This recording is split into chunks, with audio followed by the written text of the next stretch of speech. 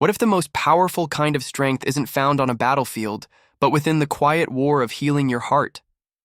What if redemption comes not with a sword, but through pain, love, and rising again after you've been broken?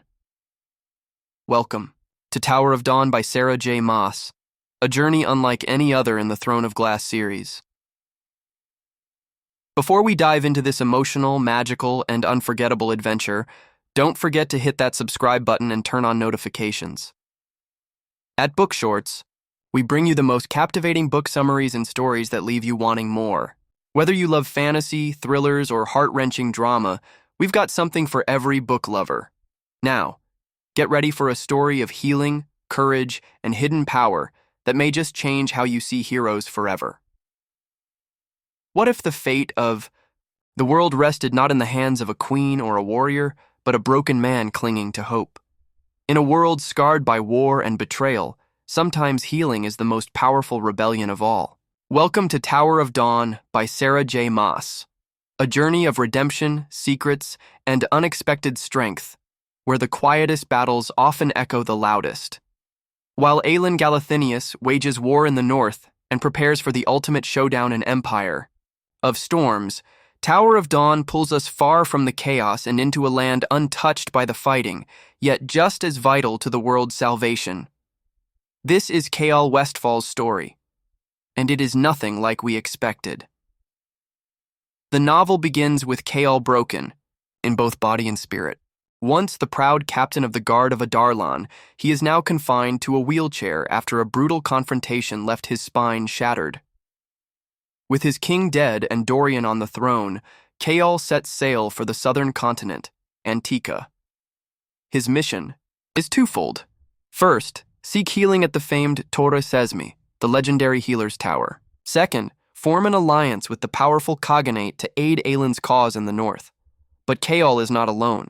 He is accompanied by Nesryn, now the captain of the guard and his distant lover. Their relationship is strained. Both carry wounds, invisible to the eye. As they arrive in Antica, a realm of opulence, tradition, and political intrigue, it's clear nothing will be simple. The Khagan, the ruler of the empire, is choosing his heir among his many children, each as ambitious and dangerous as the next. One wrong move, one slip of the tongue, could mean death or the collapse of the alliance. The heart of Tower of Dawn, however, lies not in the politics of the court, but in the slow, painful healing of Chaol's body and soul. Enter Yrene Towers, a gifted healer with a painful past. Readers might remember her from The Assassin and the Healer, where she crossed paths with Aelin long before her queenly rise.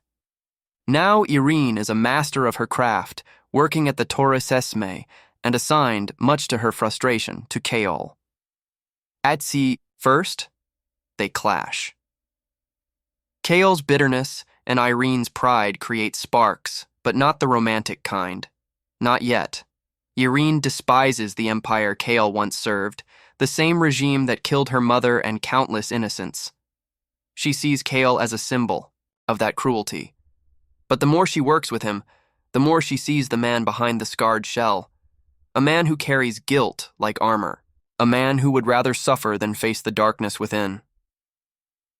Through a series of emotionally intense healing sessions, Yrene begins to break down Chaol's walls. The sessions are physically painful, raw, and deeply intimate.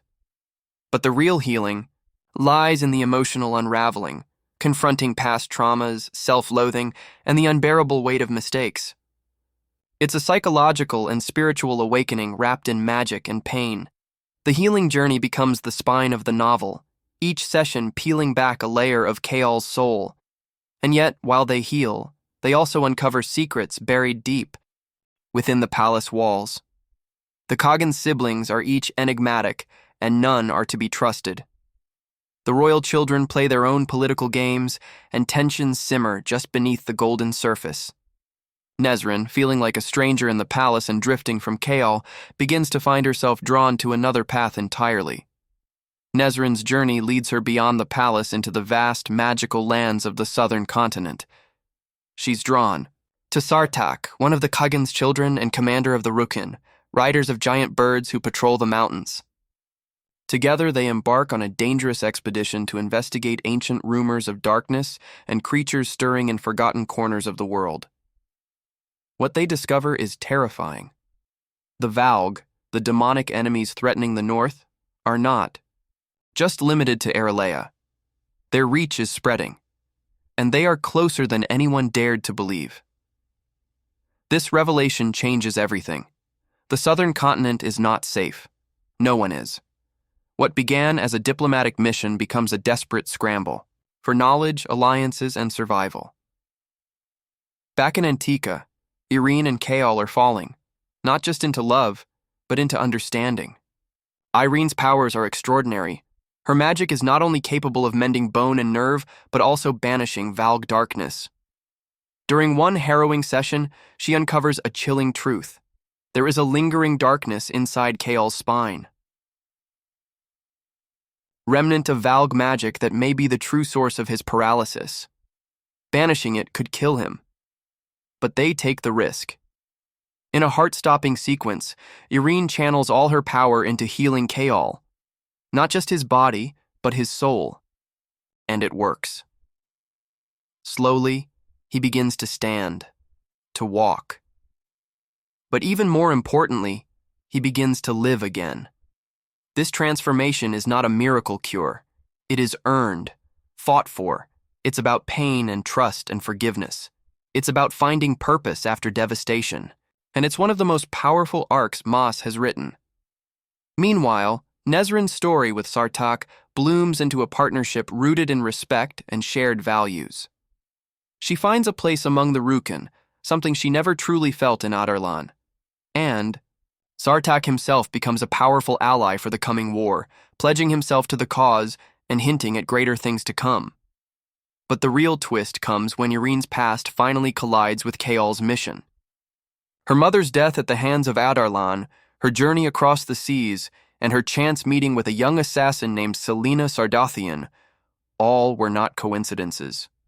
Aelin once gave Yrene the gold and encouragement to pursue her healing path. Now that same healer holds the power to turn the tide of the war. As the novel draws to a close, the pieces begin to fall into place. Chaol and Yrene are not just survivors, they are leaders. Their alliance with the southern continent, their knowledge of the Valg's expansion, and Yrene's magical gift are all critical weapons in the battle to come. Chaol has found new strength, not just in his legs, but in his heart. And Nesryn has forged a future outside the shadow of her past. Tower of Dawn is more than a side quest. It is the emotional backbone of the Throne of Glass series. It is about the quiet revolution that happens inside a person, about the courage it takes to heal, about the strength of kindness, the power of understanding, and the magic of second chances.